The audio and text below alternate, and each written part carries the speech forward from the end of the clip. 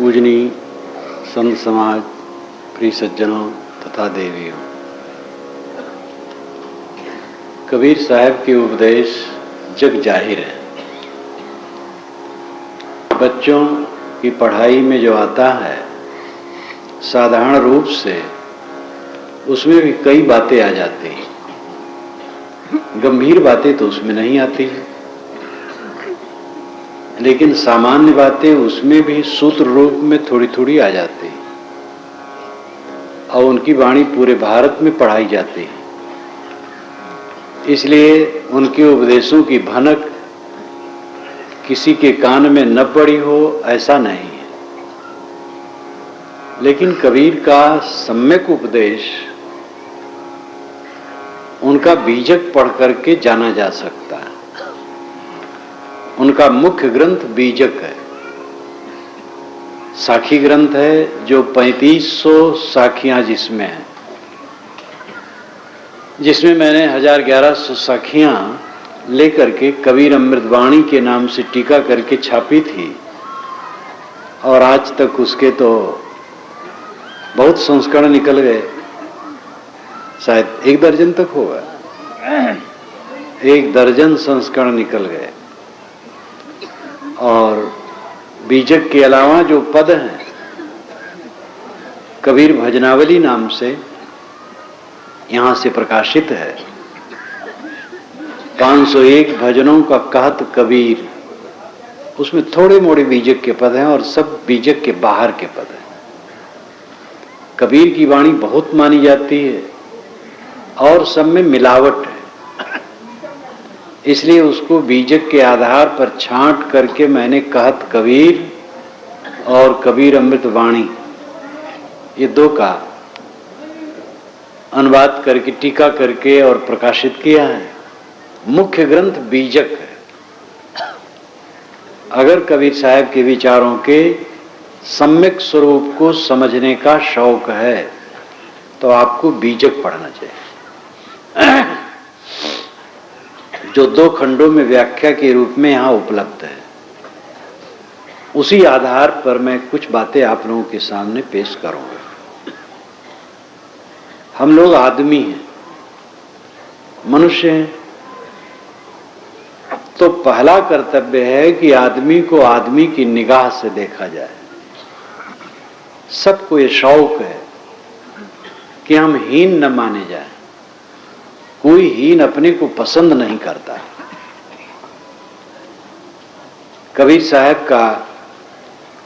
साहब की पहली अपील है कि मनुष्य से मनुष्य मिले तो मनुष्य की निगाह से देखे और मनुष्यता का व्यवहार करे।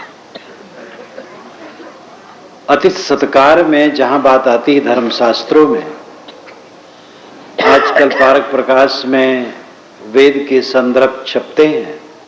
हर अंक में एक संदर्भ छपता है, इसमें बहुत से लोग जानते हैं। वेदों पर मैं लिख रहा था, वेद क्या कहते हैं,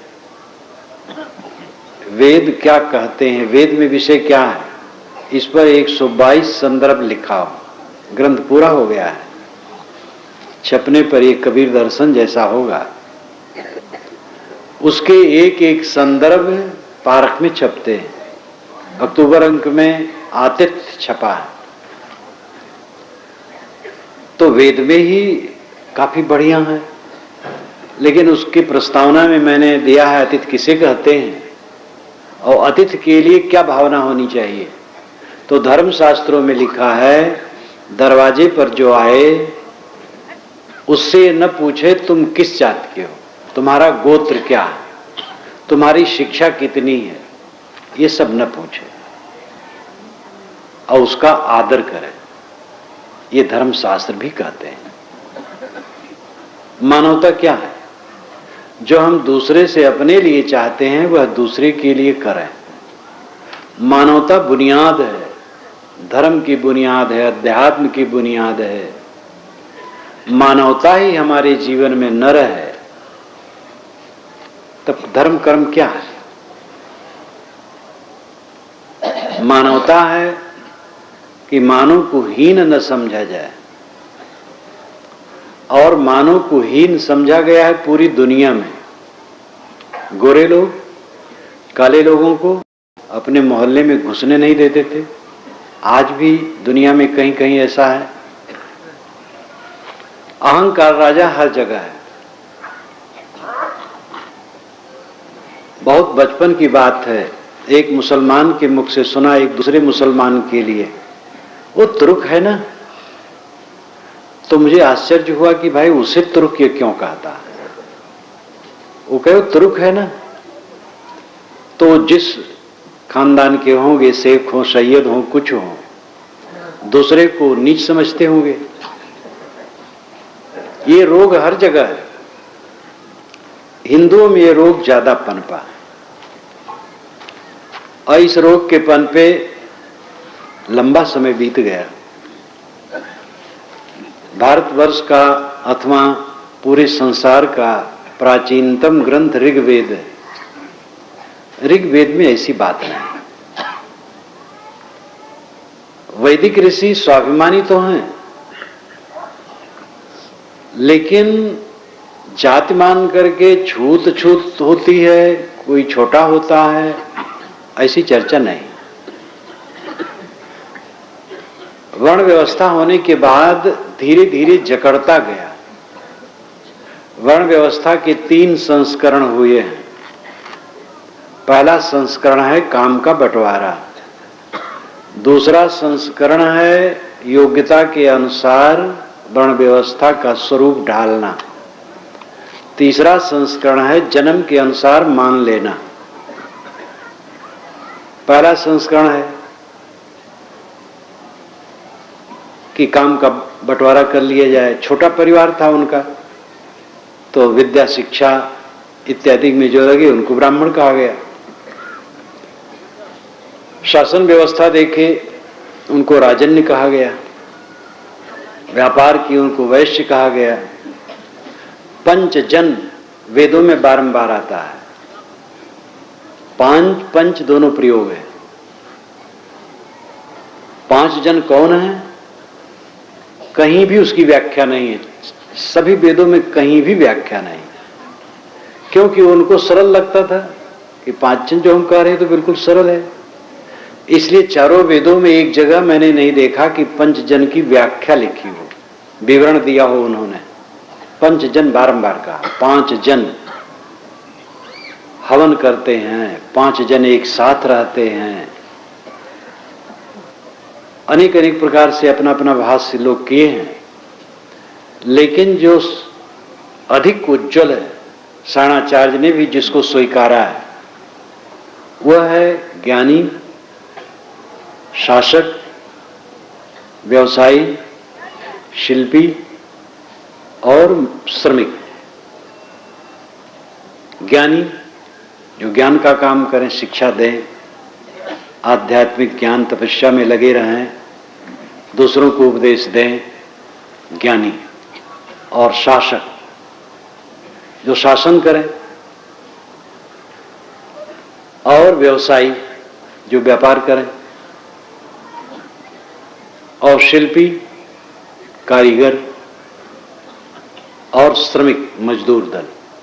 ये 5 यज्ञ करते हैं, पंचजन यज्ञ करते हैं। ये वेद में बारंबार आता है। इसलिए लगता है कि कोई ऊंच नीच की भावना नहीं थी, सब यज्ञ करते थे। वेद के मंत्र, अभी मैंने वेद क्या कहते हैं कि भूमिका भी लिखी है, तो उसमें ये भी लिखा है कि ब्राह्मण तो उसमें है ही है, जिनका नाम ब्राह्मण था उनके लिए नहीं लिखा। ये लिख दिया कि ब्राह्मण ऋषि तो इसमें भरे ही, लेकिन क्षत्रिय का नाम लिखा, जो क्षत्रिय ऋषि है। और उसके सामने मैंने वेद और नंबर भी दिया कि कोई वहां पढ़ सकता है। वैश्य का लिखा, वैश्य 1 मिले, उसमें भी संदेह है, लेकिन शूद्र तो काफी है और स्त्रियां उससे काफी है। और दुर्भाग्य है कि करीब 2500 वर्षों से शूद्र और स्त्री को वेद पढ़ने का अधिकार नहीं। शूद्र भी नहीं पढ़ सकती, स्त्रियां भी नहीं पढ़ सकती। अब ये अलग बात है कि आज कोई भी पढ़ता है, लेकिन ऐसा दबदबा बनाए थे। कारुरहम ततोभिषक उपल प्रक्षणी नना नाना धियो वसुयव अनुगायुतस्थिम इंद्राय इंदो परिश्रवा। ये ऋग्वेद का मंत्र है। कारुरहम, कारुह अहम। कारू कहते हैं शिल्पी को, कारीगर को। ऋष कहता है मैं कारीगर हूं, बढ़ई हूं। बढ़ई कह लो, थवई कह लो, शिल्पी तो बहुत काम करता है। कारुरहम पहला वचन है ऋष का कि मैं शिल्पी हूं, कारीगर हूं। ततो भिषक, मेरा तात पिता भिषक है, वैद्य है, दवाई कूटता और दवाई करता है। उपल प्रक्षणी नना, नना नम्र मेरी मां।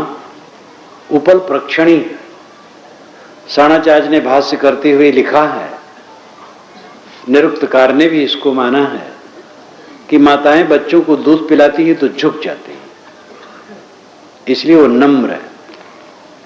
तो नम्रता के लिए नना शब्द का प्रयोग किया है। उपल प्रक्षणी नना। उपल नाम बालू, प्रक्षणी नाम फेंकने वाली। भड़भूज जब कोई भी अन्न भूजता है थोड़ा बालू डाल करके सामने के पात्र में भूजता है। जब एक अवस्था आ जाती है उसकी, तो दूसरे हंडी से गर्म बालू निकाल के उसमें जोर से डाल के जोर से चला देता है, फूट करके सब लावा हो जाता है। तो बालू फेंकती है उसमें। उपल प्रक्षणी, बालू फेंकने वाली, भड़भूज मेरी मां। नाना धियो वसु यव, वसु के लिए, धन के लिए हम नाना काम करते हैं। कैसे करते हैं? अनुगायु तस्थिम, अनुगायु तस्थिम। जैसे गायें चरागाह में घास खोजती और चरती, वैसे हम घर वाले नाना काम करते हैं धन के लिए। इंद्राय इंदो परिश्रवा है, इंद्र के लिए हे इंद्र बहो। इंद्र नाम सोम, ऐ सोम, इंद्र के लिए प्रवाहित हो। इंद्र वेदों में बहुत बड़ा देवता है। ऋग्वेद का चौथाई हिस्सा इंद्र की महिमा में लिखा गया है। इंद्र कोई व्यक्ति नहीं हुआ है। इंद्र आकाशी शक्ति है। सूर्य को इंद्र कहा गया, वायु को इंद्र कहा गया, और उसके नाम पर हवन करते थे और सोमरस चढ़ाते थे। इंद्राय इंदो परिश्रवा, इंद्र के लिए अ इंदु अ सोमरस प्रवाहित हो। घर घर में चरखे करघे चलते थे। जब विवाहिता बहू घर में आती थी तो अपने हाथ से कपड़ा बुन करके पति को पहनाती थी, बांधती थी। वासस और उत्तरी दो ही वस्त्र होते थे। वासस का मतलब लुंगी, उत्तरी का मतलब चद्दर। जैसे हम लोग पहनते हैं बस ऐसे पहनते थे गृहस्थ लोग भी। तो अपने पति के शरीर में कपड़ा बांधते समय पत्नी कहती थी, तेरी निगाह मेरे तरफ ही रहे पर स्त्री की तरफ न जाए, इसलिए मैं तेरे शरीर में कपड़ा बांधती हूं। अपने हाथ से कपड़ा बुनकर पहनाती थी, एक संस्कार देती थी। बच्चा पैदा होता था, माता कपड़ा बुन करके बच्चे को पहनाती थी। सब के सब श्रमिक, वेद के ऋषि सब के सब अधिकतम तो ग्वाले हैं, गाय चराते हैं। गोप्ता, गायों की रक्षा करने वाला से गोप्ता बना। तो संस्कृत साहित्य में गोप्ता रक्षक रूढ़ हो गया। कहीं भी गोप्ता शब्द उसका अर्थ हो जाता रक्षक। इतनी कर्मशीलता थी और कोई किसी से घृणा नहीं थी। लेकिन वर्ण व्यवस्था का जब तीसरा संस्करण हुआ जन्म के अनुसार, तो ऐसा रूढ़ हो गया कि ब्राह्मण तो काम करना छोड़ दिए, एक वर्ग अलग हो गया। तो जो मोटा काम करे वो छोटा मान लिया गया। और धीरे धीरे धीरे धीरे भारतवर्ष के नस में ये एहसास समा गया कि मोटा काम करने वाला छोटा है, फिर अछूत है। अछूतत्व की भावना बहुत बढ़ गई, नीच मानने की भावना बहुत बढ़ गई। वेद जब स्वयं कहते हैं कि पंचजन यज्ञ करते हैं तो उसमें कौन अलग है? श्रमिक भी शैली के अनुसार, रूढ़ के अनुसार कहो तो ब्राह्मण, क्षत्रिय, वैश्य, शूद्र, निषाद, ये पंचजन है। और उसको और सार्वजनिक ढंग से कहा जाए तो ज्ञानी, शासक, व्यवसायी, शिल्पी, श्रमिक। तो इसमें कौन अपना पराया है? परंतु बात भूल गई और वर्ण व्यवस्था ने मानव समाज में हीन भावना, अवहम भावना भर दिया। जिनकी योग्यता कुछ नहीं है अपने को वर्ण के आधार पर उच्च मान लिए, जिनकी योग्यता काफी है उनके मन में ऐसा बैठा दिया गया कि तुम नीच हो, संस्कारगत हो गए। ये बड़ा दुर्भाग्यपूर्ण हो और इसका तरल रूप पूरी दुनिया में है। मैंने पहले कहा ऊंच नीच की भावना, ये मानव का भयंकर दोष है। मानव क्या चाहता है? यही चाहता है कि हमारा सम्मान हो। मानव के नाते मानव महान है, और क्या चाहिए? इसलिए जितने लोग यहां बैठे हैं, मेरा निवेदन है कि आप किसी से जाति न पूछें, न साधु से पूछें, न गृहस्थ से पूछें। उत्तर प्रदेश में तो रास्ता रास्ता चलते कहते भैया कौन दूध हो? जात न पूछो, जात तो एक है, मानव की जात है बस।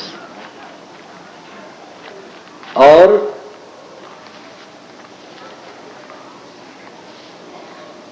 छुआछूत की भावना आचार विचार के आधार पर होना चाहिए। स्वच्छता है ठीक है, नहीं स्वच्छता है व्यवहार न लो, जात पूछने की जरूरत नहीं है। देखो स्वच्छ नहीं है, व्यवहार न लो। स्वच्छता है, व्यवहार लो, उसमें भी जात पूछने की जरूरत नहीं है। मेरे भोजन बनाने वाले लड़के मुस्लिम लड़के रहे हैं, ईसाई लड़के रहे हैं, साधु रूप में रहे हैं। मेरे पास आते हैं, मैं जात पूछता ही नहीं हूं। लड़के जितने आते हैं मैं पूछता ही नहीं कि कौन जात के हो, मैं जानता हूं मेरी जात का है। अब दूसरी जात क्या पूछूं? मैं मनुष्य हूं, मनुष्य बस। आप लोग भी जात पूछना छोड़ दो। और अपने नाम में जो पूंछ लगाते हो उसको काट दो तो अच्छा हो। पूंछ बड़ी प्यारी है सबको,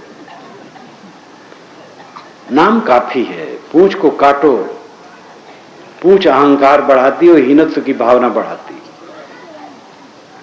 सरनेम जिसको कहते हैं, उपाधि, उपाधि है झंझट। मनुष्य बनो, मनुष्य की निगाह से देखो। हाँ, इसमें एक बात है, जब तक अंतरजातीय शादी सामान्य न हो जाए तब तक विवाह के समय पूछ लो। लड़का लड़की से विवाह करना है तो लड़की का क्या गोत्र है, लड़का क्या है, पूछ लो, जब तक अंतरजातीय शादी सामान्य न हो जाए। वैसे आज भी चल रहा है, अंतरजातीय शादी चल रही है।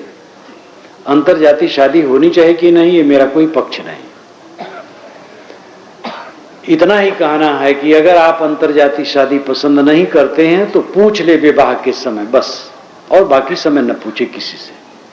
खान पान का व्यवहार शुद्धता के आधार पर ले, व्यवहार बर्ताव संगत शुद्धता के आधार पर ले।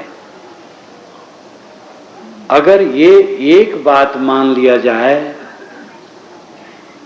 तो इस समाज का कितना कल्याण हो जाए, जिसको हिंदू समाज कहते हैं।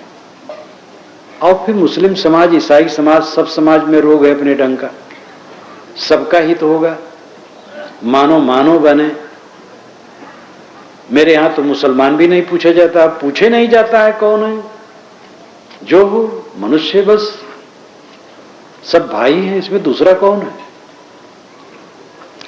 जब कभी कोई घटना घट जाती है तो संस्मरण आ जाता है। आप लोगों के सामने कहा करता हूं, कई बार कहा हूं।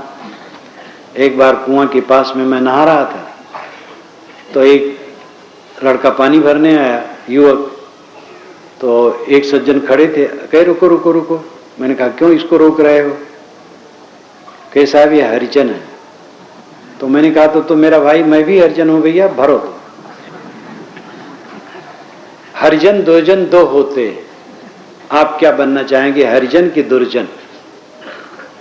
स्वयं निर्णय ले लीजिए। हरिजन नहीं बनते हो तो दुर्जन हो फिर। साहब कहते हैं हरिजन हंस दसाल ये डोले। हरिजन की प्रशंसा साहब ने बहुत की है। हरिजन नाम ज्ञानी। गांधी जी ने लोगों की मानसिकता बदलने के लिए हरिजन नाम रखा, तो हरिजन फिर अछूत मान लिया गया। ये दुर्भाग्य है हमारा। मनुष्य को मनुष्य की निगाह से देखना ये पहला काम है। कोई नहीं चाहता हम हीन माने जाएं, नीच माने जाएं। आप कैसे मनुष्य हैं जो दूसरे को कहते हैं कि तुम नीच हो? कौन सी मनुष्यता है? इतनी भी समझ न आए तो विद्या क्या है, ज्ञान क्या है, समझ क्या है, मनुष्यता क्या है? साहब की इसके लिए अपील जबरदस्त है। उनकी वाणियों में एक त्वचा हाड़ मलमूत्रा, एक रुधिर एक कूदा, एक बुंद से सृष्टि रची है, को ब्राह्मण को शूद्रा। रजोगुण ब्रह्मा तमोगुण शंकर, सतोगुणी हरि होई, कहीं कबीर राम रम रही है, हिंदू तुर्क न कोई। कोई हिंदू मुसलमान नहीं है, कोई ब्राह्मण शूद्र नहीं है, सब मनुष्य हैं। मनुष्य से प्रेम करो। उन्होंने मानसिक प्रदूषण को दूर करने का प्रयास किया। भूत प्रेत लोग मानते हैं। प्रेत का मतलब हुआ जो चला गया, भूत का मतलब बीत गया। भूत प्रेत की कोई योनि नहीं, कोई खानी नहीं। ये मानसिक भ्रम है। किताब में लिखा है, किताब में तो वेद तक में लिखा है। अथर्व वेद में तो झाड़ फूक बहुत है और जड़ में है। सोना धारण करने से लाभ होता है, ये नग पहनने से लाभ होता है, ये अथर्व वेद में है। मैंने इसको भी लिखा है और समीक्षा भी की है। जब इतनी गहराई में है तो आज क्यों न चले?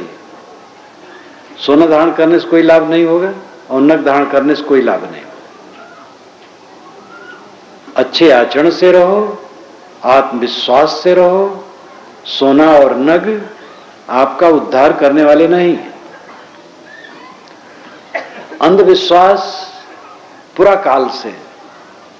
अथर्व वेद में तो ऐसी बहुत सी बातें हैं जो आम जनता में व्याप्त थी, उसको अथर्व वेद में रखा गया। इसीलिए वैदिक ऋषि लोग पुराने अथर्व को उतना नहीं मानते। त्रैवेद, और आचार्य बृहस्पति जो भौतिकवादी थे उन्होंने भी त्रैवेद से कर्तारों कहा खंडन में। ऋग यज साम। ऋग्वेद से स्तुति की जाती थी, सामवेद गाया जाता था। सामवेद ऋग्वेद ही है। सामवेद में कुल अपना 75 मंत्र हैं, बाकी सब ऋग्वेद का है, लेकिन गाने के लिए अलग बनाया गया है। और यजुर्वेद यज्ञ करने का विधान है। यही तीनों चलता था। अथर्व का संकलन पीछे हुआ, भाषा से साफ जाहिर होता है। पीछे होने पर भी वो पूरा काल का विषय उसमें है। झाड़ फूक, जंत्र मंत्र, टोना टोटका सब भरा है। लेकिन इसीलिए अथर्व वेद को ब्रह्मवेद कहते हैं। काम की चीजें बहुत हैं। ब्रह्मचर्य का एक लंबा सूक्त है, बहुत विषय है उसमें। ये बात सच नहीं, सब समय करने की जरूरत है। भूत प्रेत केवल काल्पनिक है। भूत प्रेत नाम का कोई जंतु नहीं है और इसका पूरी तरह से परीक्षण किया जा चुका है। सब मानसिक भ्रम है। भूत आया, भैंसा बन के आ गया, घोड़ा बन गया। भैंसा घोड़ा बनने में बहुत समय लगता है। भैंस भैंसे के संयोग के बाद भैंस गर्भवती होती है, महीनों के बाद बच्चा पैदा होता है और पड़वा वर्षों में भैंसा होता है। झट से कैसे भैंसा खड़ा हो गया और गायब कहां हो गया? फिर भूत प्रेत केवल मानसिक सनक है। मैं भी पहले मानता था, झड़वाता था। भूत प्रेत काफी झड़वाया हूं मैं। ब्रह्म राक्षस लगता था मुझे, उसको झड़वाता था। कबीर साहब का बीजक मिला और पारखी संत मिले। 3 महीने में सारे भूत प्रेत बुरिया बिस्तर बांध के चले गए। एक मानसिक भ्रम, साहब ने कहा, ये ब्रह्मभूत सकल जग खाया, जिन जिन पूजा तिन जहण आया, अंडन पिंडन प्राण न देही, कोट कोट जीव कौतुक देही, बकरी मुर्गी कीन्यो छेवा, अगल जन्म उन अवसर लेवा, कहीं कबीर सुनो नर लोई, भूतव पुजले भूतवा हुई। भूत पूछते इसलिए भूत का भ्रम तुम्हें खड़ा होता, भूत उत कुछ है न अंड है न पिंड है न प्राण है न दे, उसमें कुछ नहीं है, कल्पना है तुम्हारी। भूत प्रेत नाम की कोई वस्तु नहीं। देवी देवता प्राणी है। वेदों में देव प्रकृति शक्ति को माना गया है। वेदों के निरुक्तकार प्रसिद्ध यास्क मुनि है। ये आज से 2800 वर्ष पूर्व हुए हैं। ईसा से 800 वर्ष पहले हुए हैं। उसके पहले 22 निरुक्तकारों का उन्होंने नाम लिया है अपने निरुक्त में, लेकिन उन 22 का कोई शास्त्र नहीं है, केवल यास्क का है जो आज से 2800 वर्ष पूर्व रचना है। उसको पढ़ करके वेदों का अर्थ करने में सरलता होती है और उसी का आधार लेकर के 8-2500 वर्षों से भास होते रहे। उन्होंने लिखा 3 लोक माना जाता है, द्विलोक, अंतरिक्ष और पृथ्वी। चांद सितारों का जो मंडल है वो द्विलोक है, दो नाम चमकना, चमकता हुआ मंडल। अंतरिक्ष का मतलब ये आकाश और भूमंडल। द्विलोक का देवता सूर्य है, अंतरिक्ष का देवता वायु है, पृथ्वी का देवता अग्नि है। ये निरुक्तकार ने 3 ही देवता माना है। 3 देवता हैं केवल, द्विलोक में सूर्य, अंतरिक्ष में वायु, पृथ्वी पर अग्नि। वेदों को पढ़ करके तो साफ हो जाता है प्राकृतिक शक्तियों में सूर्य के इर्द गिर्द सभी देवता घूमते हैं। एकम सद विप्रा बहुधा वदंती, ये ऋग्वेद के मंत्र का अंश है। तो एक सत्य को विद्वान लोग अनेक प्रकार से कहते हैं। वह एक सत्य क्या है? आदित्य, सूर्य। सूर्य सविता रूप में ही उपासना में गायत्री मंत्र बना है। सविता कहते हैं प्रेरिता। साणाचार्य ने भाष्य करते हुए लिखा है, उदयात पूर्व भावी सविता, उदयास्तमय वर्ती सूर्य। उदय के पूर्व उसको सविता कहते हैं और उदय से अस्त तक के समय को सूर्य कहते हैं। तो सविता मंत्र है, तत् सवितुर्वरेण्यं भर्गो देवस्य धीमहि धियो यो नः प्रचोदयात्। ये ऋग्वेद के 3 मंडल के 62वें सूक्त का 10वां मंत्र है और ये विश्वामित्र की रचना है। इसमें बुद्धि को प्रेरित करने की बात की गई है। सूर्य सविता प्रकाश स्वरूप है, उसका हम ध्यान करते हैं, वो हमारी बुद्धि को प्रेरता। ये इसका सामान्य अभिप्राय। सारे देवता सूर्य के इर्द गिर्द, अश्वनी, उषा और दधिका, दधिक्रा, कितने देवता हैं जो सब सूर्य हैं। दधिक्रा एक देवता है, उस पर भी मैंने एक प्रसंग लिखा, दधिक्रा। दधि नाम दही, क्रा नाम बिखेरना। सूरज उगता है तो उगते उगते मालूम होता चारों तरफ दही बिखेर रहा है, इसलिए दधिक्रा उसका नाम है। अश्वनी, अश्वाला। संस्मरण आया, एक लड़का है मेरे सामने, पढ़िया लड़का, जवान था। मैंने कहा बेटा क्या नाम? कहे अश्वनी। मैंने कहा इसका क्या अर्थ होता है? तो लज्जित होकर खड़ा हो गया। मैंने कहा बताओ। कि एक बार मेरे मास्टर साहब ने कहा अश्व नाम घोड़ा, अश्वनी नाम घोड़ी, तो तुम्हारे नाम का अर्थ घोड़ी। मैंने कहा, और मास्टर बेचारा जितना जानता था उतना कहा। अश्व, वेदों में अश्व बारंबार कहा गया है सूर्य की रश्मियों के लिए। सूर्य की रश्मियां अश्व, सूर्य अश्व पर चल, अश्व के रथ पर चलता है। अश्वनी रश्मियां, किरणें। अश्वनी मतलब किरणों वाला, अश्व वाला। किरणों वाला अश्विनी सूर्य, वो किरणों वाला है। तो 3 देवता, द्युलोक में सूर्य, अंतरिक्ष में वायु, पृथ्वी पर अग्नि, फिर और देवता बनते गए हैं उसमें। और सब देवता प्राकृतिक शक्तियां। वे मानते थे कि इनके नाम पर हवन करोगे तो खुश होंगे, पानी बरसाएंगे, सब मंगल होगा, इसलिए वो करते थे। लेकिन उन देवताओं का व्यक्तिकरण हो गया है, जैसे कि इंद्र ही है, उसका व्यक्तित्व ऋग्वेद में इतना चमचमा उठा है कि एकदम लगता है कोई शूरवीर सामने खड़ा हो गया है।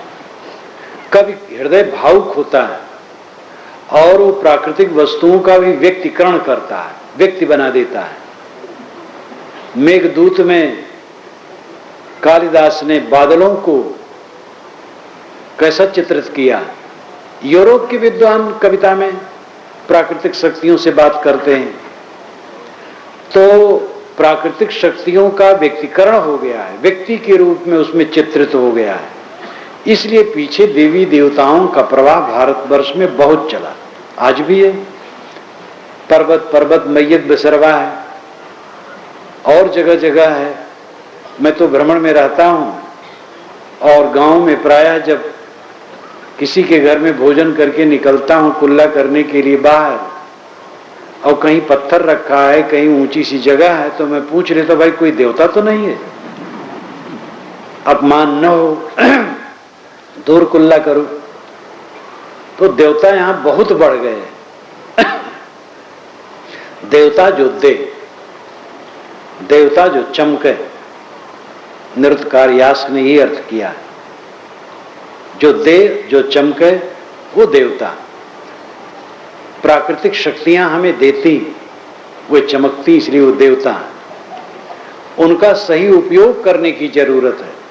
सूरज की किरणों का शरीर में पड़ना कुछ समय के लिए अच्छा है, गर्मी में थोड़ी, ठंडी में ज्यादा। पानी का उपयोग करना चाहिए ऋतु के अनुसार, हवा का उपयोग करना चाहिए, आग का उपयोग करना चाहिए, प्राकृतिक शक्तियों का सेवन करना चाहिए, यही उनकी उपासना है। अब आग लग जाए कहीं और हाथ जोड़ के खड़े हो, हे अग्नि देवता, जीवन भर हम तुम्हारे में हवन किए हैं, क्षमा करो, हाथ जोड़े रहो, सब जला डालेंगे। बाढ़ आ जाए, हे वरुण देवता रुक जाओ, कुछ नहीं होगा, और सब बहा ले जाए। प्राकृतिक शक्तियां हैं, उनमें कोई ज्ञान थोड़े, इसलिए उसका ज्ञान जरूरी है। ज्ञान करो और उसका सही ढंग से सेवन करो। आगे चल करके देवी देवताओं की उत्पत्ति बहुत हो गई। कबीर साहब कहते हैं, कबीर जेती आत्मा तेते सालिग्राम। जितनी आत्माएं हैं सालिग्राम भगवान है।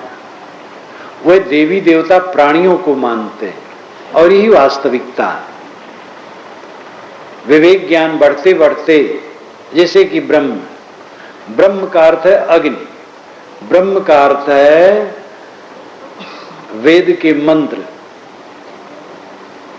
वेद के मंत्रों द्वारा अग्नि में हवन करने वाला ब्राह्मण। बृहत्वाद ब्रह्म, जो बढ़े वो ब्रह्म। आग थोड़ी जलाओ, ज्यादा बढ़ जाती है, इसलिए आग ब्रह्म। और अग्नि की उपासना आर्यों में थी। पारसी लोग भी आर्य परिवार के हैं, उनमें भी अग्नि उपासना आज भी है।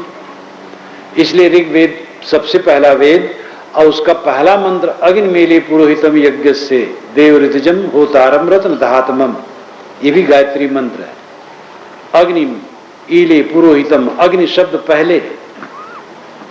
तो अग्नि की उपासना चली और अनेक देवी देवता सृजित किए गए। लेकिन आगे चल करके अग्नि को जब ब्रह्म कहा गया तो और सूझ बढ़ी, तो आत्मा को ब्रह्म कहा गया। विकास होता गया। जो लोग ये मान लेते हैं कि वेद तो आकाश से आया है, ईश्वर का वचन है। कुछ लोग कहते अपुरुषेय है, ईश्वर उसर कुछ नहीं, वो अनादि। कुछ लोग कहते नहीं, ईश्वर की रचना है। हर ऋचा पर, हर सूक्त पर ऋषियों के नाम है जो उनके रचनाकार है। और नए मंत्र हम बनाते हैं। तो बारंबार कहा, मैंने भूमिका में लिखा और बहुत मंत्रों को उद्धृत किया जिसमें बारंबार नव्यम आया है, नए मंत्र हम बनाते हैं तुम्हारे लिए। और भाषा को देखो, ऋग्वेद की भाषा ही में पहला मंडल और अंतिम मंडल की भाषा भिन्न है, बीच की भिन्न है, अथर्व की भिन्न है, यजुर की भिन्न है। भिन्न देश काल में रचनाएं हुई। तो कोई पुस्तक आकाश से कहां आती है और कोई पुस्तक आकाशी है, ईश्वरीय है, ऐसा मान लेने से सांप्रदायिकता का विष बढ़ता है। क्योंकि हमारी पुस्तक ईश्वरीय है, उसको जो नहीं मानेगा वो नास्तिक है, काफिर है। इसमें विषाक्त वातावरण फैलेगा। और तथ्य है कि सारी किताबें मनुष्य रचता है, इसलिए सारी किताबें माननी है, सबका आदर करो, लेकिन पढ़ो और निर्णय करो सार क्या है, सार क्या है। अंधविश्वास में न पढ़ो। तो इस प्रकार वाणी का विचार पूर्वक ग्रहण कबीर साहब ने संसार के मोह माया पर बहुत कहा। क्यों कहा है? क्योंकि मोह में सब फंसे हैं। इसीलिए वैराग का वचन उनकी वाणी में बहुत है। ये सभी मानते। ज्ञानी जी मुझसे कहते थे कि जब गुरुद्वारा में प्रवचन के क्रम में कबीर वाणी आती है, तब ज्ञानी जी कहता, भाई सावधान, कबीर वाणी आ गई। कबीर वाणी वैराग से भरी हुई। वैराग की जरूरत क्यों? क्योंकि राग दुख है, राग दुख में फंसाता। वैराग से ही राग कटता। वैराग का अर्थ घर छोड़ना, कपड़ा बदलना मत समझिए। वैराग का अर्थ है निर्मोहता। जो गृहस्थी में रहे, गृहस्थी में रह के वैराग करें, और जो घर छोड़ के विरक्त हो गए हैं, विरक्त वेश में चले गए हैं, वे वहां वैराग करें। वैराग सबको जरूरी है। संसार की नश्वरता को समझे बिना मन उससे हट नहीं सकता है। इसलिए कबीर की वाणी में वैराग भरा हुआ है। बारंबार नश्वरता की बात वो कहते हैं।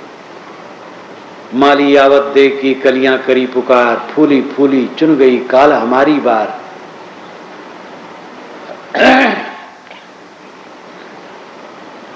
इसलिए वैराग के वचन उनके ग्रंथों में भरे हैं। कबीर साहब ने संप्रदाय की बात नहीं कही। पूरे बीजक में पंथ नहीं है, कहीं कबीर पंथ शब्द नहीं है। कल दो अधिकारी हमारे यहां आए थे, दोनों ने भाषण किया था, और प्रथम प्रवक्ता ने कहा था कि हमें ऐसा कुछ पंथ, कबीर पंथ की अपेक्षा कबीर समाज कहा जाए तो अच्छा हो, और कुछ ऐसा त्योहार मनाना चाहिए जिससे पूरी मानवता की बात आए। सुझाव बहुत अच्छी बात, बहुत अच्छी सुझाव है। जब वहां पर मेरे पास गए तब मैंने कहा कि भैया पंथ नाम बदल करके समाज रख दो, बात वही रहेगी। कुछ भी नाम बदल दो, काम करने की जरूरत है। कबीर साहब ने तो पंथ कहा ही नहीं। पूरे बीजक में कबीर पंथ शब्द नहीं है, कबीर पंथ की कोई नियमावली नहीं है। प्राप्त विचारों पर समीक्षा है और सत्य का उद्घाटन है पूरे बीजक में। तो कबीर साहब ने तो पंथ बनाया नहीं, लेकिन इतने लोग जब इकट्ठे हो गए तो पंथ तो बनेगा ही, क्योंकि उसको चलाने के लिए कोई नियम देना पड़ेगा, कोई शिष्टाचार रखना पड़ेगा, कुछ पारिभाषिक शब्द होंगे शास्त्रों के, बस पंथ बन जाएंगे। पंथ बनना बुरा नहीं है, संप्रदाय बनना बुरा नहीं, सांप्रदायिकता बुरी, पंथाईपन बुरा है। हमारा ही संप्रदाय राहे खुदा है और सबका राहे जुदा है, ये अपराध है। सारे संप्रदाय मनुष्य के बनाए, सारी किताबें मनुष्य की रचनाएं, दुनिया के सारे महापुरुष मनुष्य, यही वास्तविकता। और यह समझ सब में आ जाए, सांप्रदायिकता खत्म हो जाएगी।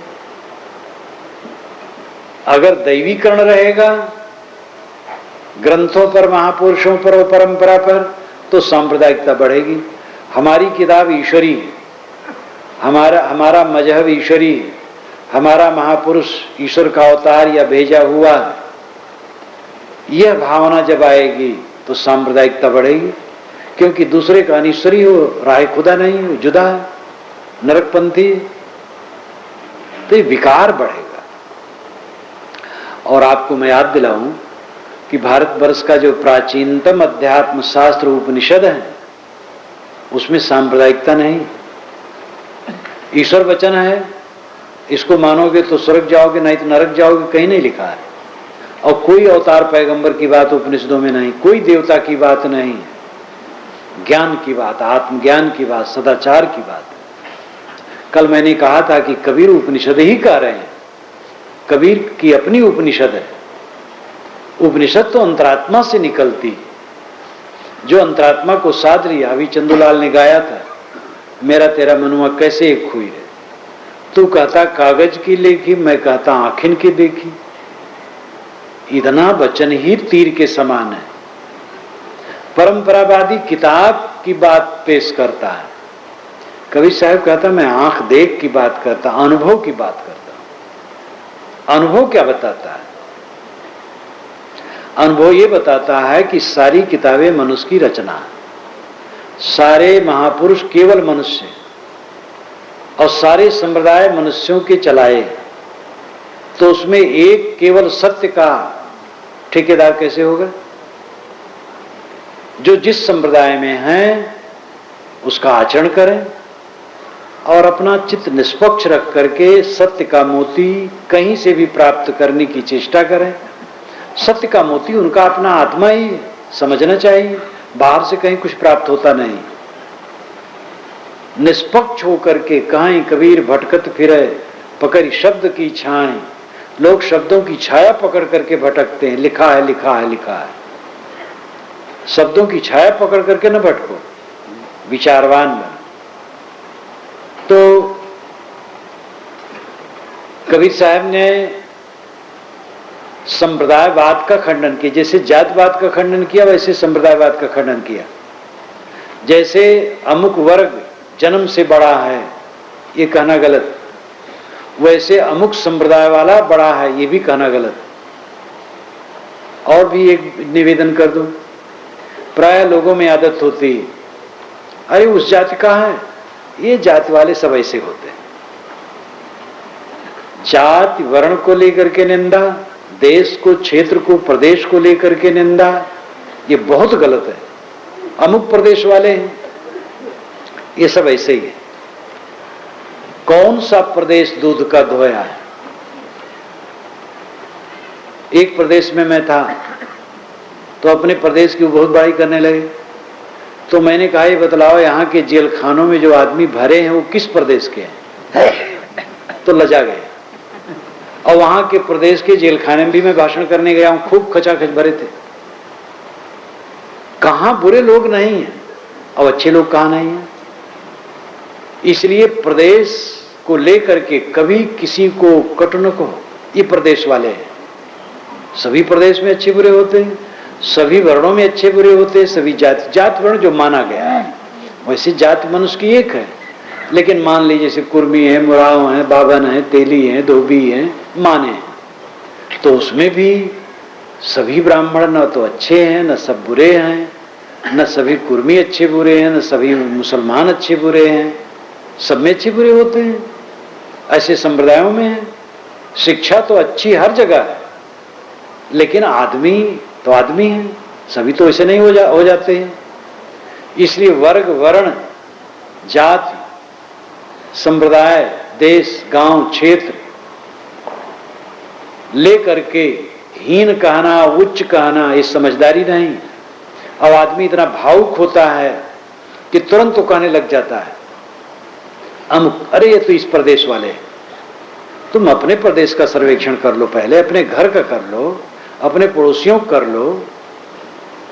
अनुदार विचार रख करके कोई सत्य को नहीं समझ सकता है। उदार बनो, सत्य का ठेकेदार कोई संप्रदाय नहीं। कबीर साहब ने इस पर नाम ले लेकर के कहा, शास्त्रों को चुनौती दी, महापुरुषों को चुनौती दी। उनका हृदय इतना समर्पित था कि जो कुछ निकलता था, जिस दिशा के लिए समन्वय, एकता का सूत्र उनकी वाणी में सर्वत्र है, क्योंकि वो उनका चित्त ही एकतापूर्ण था। अद्भुत जीवन था, अद्भुत मन था। कबीर की बात तो सभी जानते हैं, कबीर का नाम सुनते ही लोग गदगद हो जाते हैं। अरे भाई, कबीर की बात छोड़ो, वो तो बहुत निराले संत। 20 बरस तक मैं जहां रहा पूर्व आश्रम में, ब्राह्मणों के समाज में बराबर आना जाना होता था। किसी ब्राह्मण के मुख से मैंने कबीर की निंदा नहीं सुनी। जब कहीं कोई भजन वजन आ जाए गाने के लिए, अरे भाई कबीर का भजन गाओ, और कबीर की बात आए, कबीर तो निराले थे, कबीर जैसा कौन हुआ। तो कबीर तो ऐसे हैं, सबके लिए प्राणवान और प्राण देने वाले। लोग कहते हैं हम ऊंचे घर में जन्मे होते तो साहस होता, विश्वविद्यालय में पढ़े होते तो साहस होता, धनी होते तो साहस होता, अफसर होते तो साहस होता। कबीर साहब को कुछ पता नहीं, न जात का पता, न पढ़ाई का पता, एक फकीर फक्कड़, और इतना गरजते हैं। उनकी वाणी देखो, हीन भावना कहीं है ही नहीं। कबीर की याद कर लो तो मृत प्राणी में भी, मृत का मतलब ठंडा, कोई प्राण निकल गया वो मृत नहीं, ढीला ढाला आदमी भी बलवान हो सकता है। कबीर स्वर्ण स्तंभ की तरह, और उनकी बातें ऐसी पैनी हैं, ऐसी साफ हैं कि कोई भी समझ करके आचरण करे उसका कल्याण हो जाए। वह संप्रदाय पर जोर नहीं देते हैं, धर्म पर जोर देते हैं। धर्म संप्रदाय में फर्क है। संप्रदाय वह है जो किसी देश काल में बनता है, धर्म वह है जो सब समय व्यापक रहता है। नमाज पढ़ी जाती है 1422 वर्षों से, संध्योपासना तो हजारों वर्षों से है, लेकिन कब से की जाती इसका पता नहीं है। वेदों में संध्योपासना पता नहीं चला। संध्योपासना में गायत्री मंत्र तो लिया गया है, जब से संध्योपासना चली गायत्री मंत्र वहां है, लेकिन संध्योपासना विधान का पता नहीं। पुराना है, लेकिन फिर भी कोई समय से हुआ।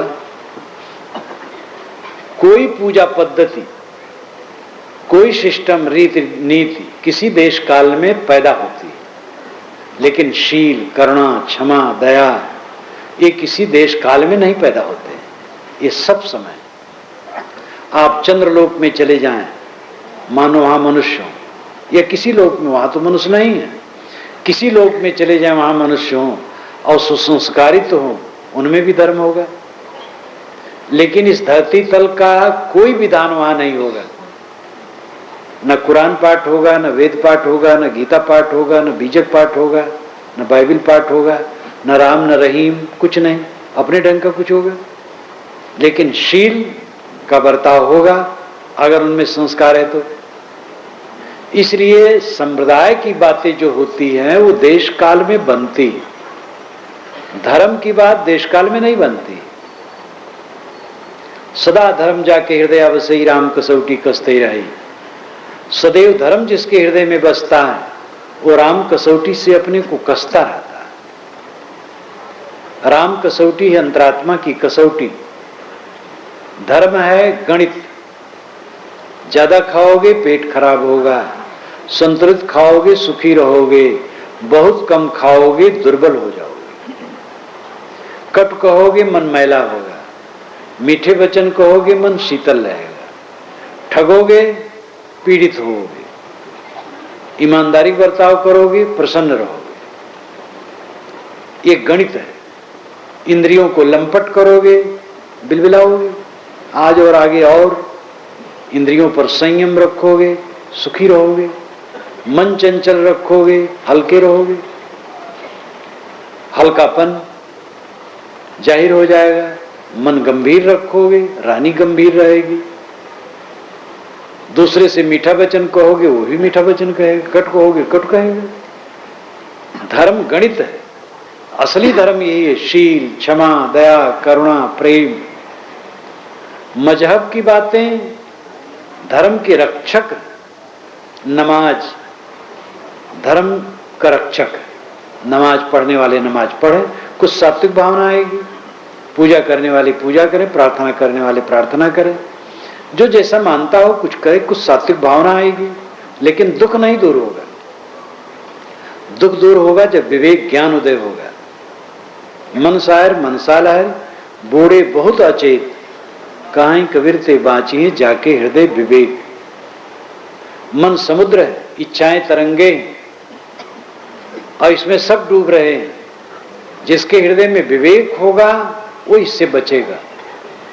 विवेक की जरूरत है। बिन विवेक संसार घोर निधि पार न पावे कोई, ये गोस्वामी जी ने भी कहा। पूजा पाठ से, नमाज से, प्रार्थना से, रोजा से, हज से, तीर्थ से भी सात्विकता मन में आ सकती है। अगर सही भावना से किया जाए तो सात्विकता आएगी। फिर तब आप कभी सत्संग भी करेंगे और आगे प्रगति होगी, कुछ न कुछ लाभ है। लेकिन दुख नहीं दूर होगा। दुख दूर होगा जब मन आमूल चूल परिवर्तित होगा, मैला मन निर्मल होगा। शिव संकल्प, आपके संकल्प शिव। यजुर्वेद में 6 मंत्र शिव संकल्प है, बहुत बढ़िया है वो संदर्भ है।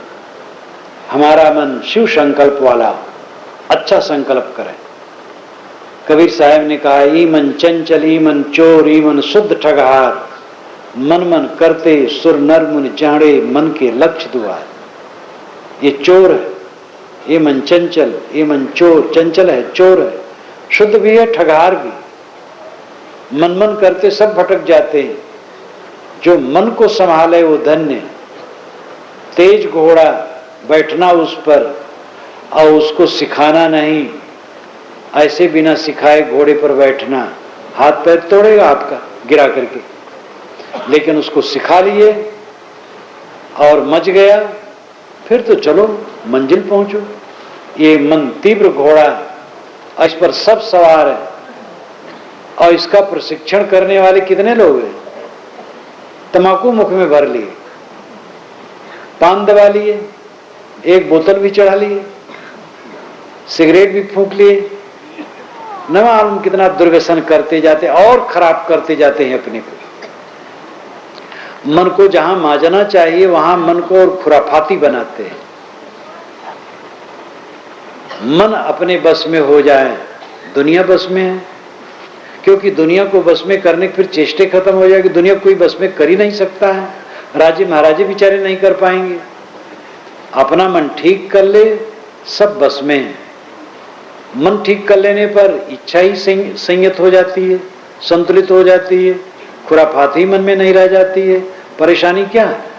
बाजार आप गए, आपके पास 100 रुपए, हजारों लाखों का सामान देख करके मन ललचाता है, क्या फायदा होगा?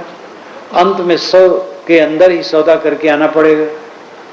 संयत व्यक्ति 100 की बात समझता है और जाता है, सौदा लेता है, घर चला आता है, उसका मन ललचाता ही नहीं, सुखी है। तो संयत मन वाला सुखी होगा। मन सबके पास है, उसमें हिंदू मुसलमान ब्राह्मण शूद्र की बात नहीं, मन सबके पास है। और मन ही सबको रुला रहा है। बढ़िया आचरण न करने से मन की खुराफाती विचार, खुराफाती वाणी, फिर खुराफाती आचरण। मन खराब होगा, वाणी खराब होगी, मन वाणी खराब होंगे, आचरण खराब होगा, जीवन खराब होगा। ये गणित है, इसमें कोई किसी के लिए मुरव्वत नहीं, क्षमा नहीं, और इसमें कोई परिवर्तन होने वाला नहीं। कोई भगवान भवानी इसको काट नहीं पाएंगे। आप देख ले, किसी दिन ज्यादा भोजन आप कर लेते हो, उस दिन नाम जपो, 5 वक्त के अलावा 20 वक्त नमाज पढ़ो, तो भी पचेगा नहीं, क्योंकि आपने ज्यादा भोजन किया। कोई भगवान पचा नहीं पाएगा, कोई देवता पचा नहीं, गुरु बाबा भी नहीं पचा पाएंगे। गुरु बाबा ही ज्यादा खा ले तो उन्हीं पेट खराब हो जाएगा। इस धरती आकाश के बीच में नियमों में, क्षमा में कोई गुंजाइश नहीं है। नियमों में कोई क्षमा नहीं, नियम सब पर लागू है। आग जो छुएगा जलेगा। आपने देवी देवता क्यों बनाया है? पाप काट जाए और रिद्धि सिद्धि मिल जाए, इसलिए बना लिया। लेकिन बना करके आप धोखा खा रहे हैं। असली देवता को नहीं समझ रहे, जो कर्म देवता है। इसलिए देवता पूजते जाते हो, दुखी बने रहते हैं और दुराचरण करते रहते हैं। एक तरफ ईश्वर, एक तरफ दुराचार, ये और धोखा है। इसलिए कर्म की पवित्रता ईश्वर है, कर्म की पवित्रता देव है, कर्म की पवित्रता पूजा है। इसलिए साहब ने कहा, जो कुछ करो सो पूजा। मैं जो करता हूं पूजा है। अगर मन पवित्र हो तो कर्म मात्र पूजा है। कोई काम हो पूजा बन जाएगा। टट्टी साफ करना पूजा है, रक्षा करना पूजा है, व्यापार करना पूजा है, खेत जोतना पूजा है, सब पूजा बन जाएगा। और ये संप्रदाय की बात नहीं। नमाज पढ़ना संप्रदाय की बात है और प्रार्थना करना संप्रदाय की बात, संध्या उपासना करना संप्रदाय की बात है। राम और रहीम संप्रदाय की बात है। कोई राम कहा, कोई रहीम कहा, लेकिन मनुष्य का अस्तित्व कोई संप्रदाय की चीज नहीं है। मनुष्य का मन कोई संप्रदाय की चीज नहीं है। मनुष्य की वाणी कोई संप्रदाय की चीज नहीं है। और उसके सुधारने ही से मंगल है। कबीर साहब का बारंबार जोर इस बुनियादी बात पर है, इस पर ध्यान दे। कबीर साहब कहते हैं, परमात्मा, मोक्ष, कल्याण कहीं बाहर नहीं। जीवन को निर्मल करते जाओ। पूर्ण निर्मलता के बाद जो अवस्था आएगी वही परमात्मा की प्राप्ति। क्योंकि आप स्वयं सोच लें कि प्राप्त हुई वस्तु छूट जाती है। कौन ऐसी वस्तु है जो मिले और न छूटे? अगर परमात्मा मिलेगा तो छूटेगा, मोक्ष मिलेगा तो भी छूट जाएगा। इसलिए पाना कुछ नहीं, जो पाया गया है आज तक उसका मोह छोड़ना है। अंततः कल्याणार्थी ये समझ ले कि मेरी आवश्यकता दुनिया को नहीं। मैं जो मानता हूं मैं नहीं रहूंगा तो कुल बिगड़ जाएगा, एक मन का धोखा है। मैं नहीं रहूंगा तो घर नहीं चलेगा, मैं नहीं रहूंगा तो समाज नहीं चलेगा। अरे आप जैसे असंख्य जीव आए गए और अनादि काल से संसार चल रहा है और अनंत काल तक चलता रहेगा। आप कौन होते? आप अपना कल्याण करो। हम तो ऐसा अहंकारी बन के बैठे हैं, हम कर्तव्य निभा रहे हैं, कर्तव्य कर रहे हैं। अपने जीवन के लिए कोई कर्तव्य नहीं है आपको क्या? बच्चे पाल रहे हैं, लड़के की शादी विवाह कर दिए, लेकिन लड़के का लड़का हो गया है उसको पढ़ा रहे हैं, पोते की अब शादी देखनी है, ये सब कर्तव्य कर रहे हैं। आपने बच्चा पैदा किया, पढ़ाना चाहिए, लिखाना चाहिए, धंधे में लगाना चाहिए, शादी विवाह भी कर देना चाहिए, ये सब कर देना चाहिए, ठीक है। लेकिन लड़के की शादी के चक्कर में क्यों पड़े? आपका लड़का अपने लड़के की शादी करेगा, आप अपने कल्याण में लगिए।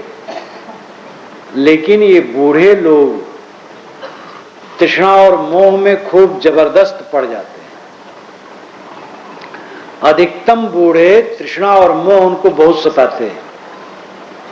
जो साधक हैं वो उनकी बात में नहीं कहता। नहीं तो जितने बुढ़ापा आता है उतना तृष्णा अधिक और मोह अधिक। जितना बढ़ गया है घटने न पाए, जो है सब स्थिर रहे।